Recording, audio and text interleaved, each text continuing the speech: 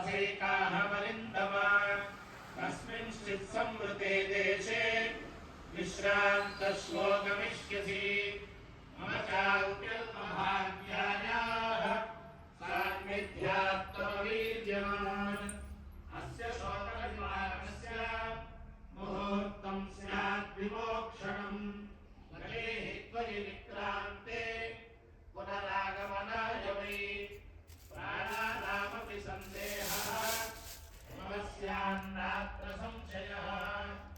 अपादर्शनतः शोकः भूयो मां परितापयेत् दुःखात् दुःखपराभूताम् दुःखदां दुःखभागिनीम् अनित्यवीरसन्देहः तिष्ठतीव ममाकृतः सुमहांस्त्वत्सहायेषु हर्युक्षेषु हरीश्वर कथन्मुखरुत्पारम्